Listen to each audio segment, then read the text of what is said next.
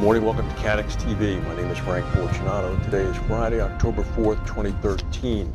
If you're listening on the radio and want to watch this on the internet, go to www.catex.com. Government shutdown in the U.S. is now on day 4. President Obama has officially canceled his trip to Asia.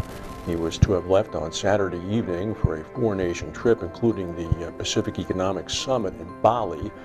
Now Secretary of State Kerry has left, and he is going to represent him. Meanwhile, the issue has now become conflated. It is no longer just a budget that has not passed.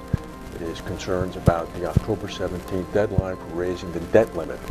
Two issues that have now been joined into one. Hopefully the budget resolution difference will not extend until October 17th, but that will mean the furloughs of government workers and the cutback in services will continue.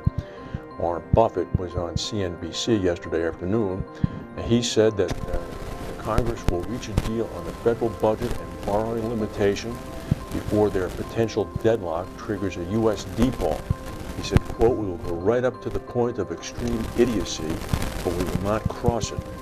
Hopefully he'll be correct.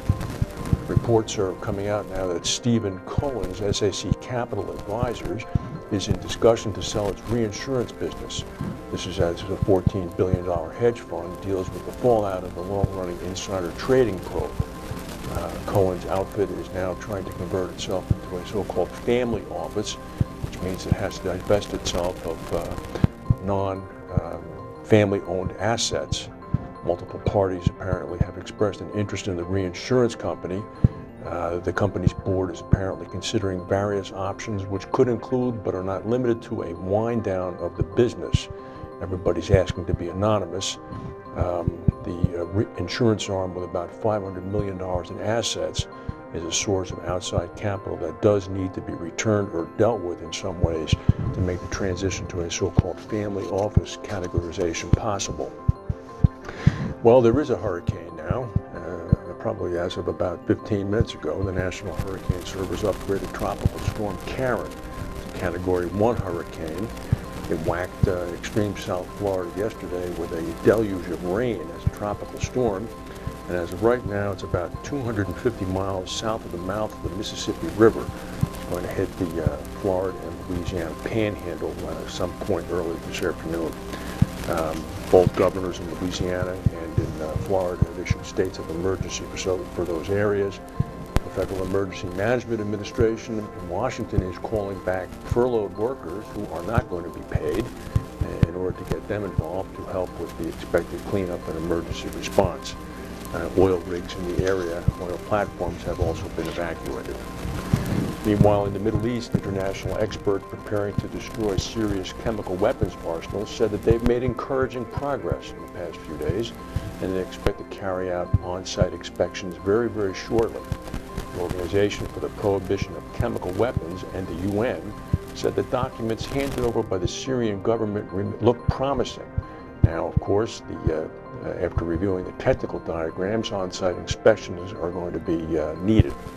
It's sort of a daunting task. President Assad's regime is understood to have more than 1,000 tons of the nerve agent sarin, mustard gas, and other banned weapons stored at dozens of sites.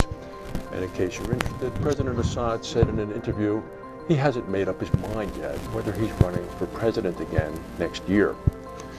Well, here's a potential big one that's brewing. Switzerland has announced that they are investigating several Swiss financial firms over potential manipulation of the currency markets, where about $5 trillion is traded every single day. The Swiss Financial Markets Supervisory Authority, known as its acronym FINMA, said that they're currently conducting investigations into several Swiss financial institutions in connection with possible manipulation of foreign exchange markets. They also said they're closely coordinating their investigations in other countries. As far as we know, only the United Kingdom in June, the Financial Conduct Authority launched an investigation themselves into the currency markets. Apparently the FCA investigation in England emerged after a Bloomberg report alleged that traders at banks were putting in orders ahead of a 60-second window when benchmarks for a series of currency indexes run by Reuters were actually set. Of course, after the LIBOR scandal with the manipulation of that benchmark, this topic is very, very sensitive. This could be a potentially big scandal. On Monday, a small helicopter drone was discovered flying above Manhattan. The drone apparently crashed into a building and fell to the sidewalk, narrowly missing a businessman as he was walking home just north of Grand Central Station. The drone's video card was recovered. The businessman was smart enough to extract the video card from the wreckage of the drone. And what's been discovered is that the drone was apparently called a phantom quadcopter. It can be bought on the internet for under $500. Although it's very small and weighs about 4 pounds, the FAA does consider it an unmanned aircraft system. The FAA said we don't currently permit the operation of unmanned aircraft over Manhattan. The analyst, the man was employed as a financial analyst, said he called the police. He showed them the video card, which in fact supposedly identifies the operator of the drone. He said the police didn't do anything. He said, quote, "I got the sense they knew it was something out of the ordinary and they didn't know how to handle it." Officially, the police said they're investigating it. Well, one final story. Here in New Jersey last year, Superstorm Sandy's storm surge and rain and wind caused a number of problems. One of the casualties of the storm surge were in the New Jersey Transit Railroad yards in Hoboken and Kearny.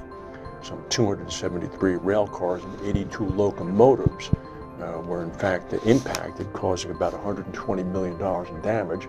Those are pretty low-lying areas. According to Governor Christie, the emergency response plan calls for, in the event of an emergency, to move the rail stock to higher levels. Of course, one would think that the executive director of New Jersey Transit, who's a political appointee, would of course suffer the blame for that.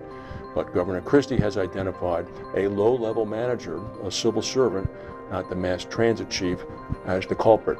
He said that that individual was to blame because at the last moment he contravened the orders of the transit chief and did not move the rail stock. The governor said the unnamed civil servant cannot, because of civil service rules, be fired. He can only be demoted.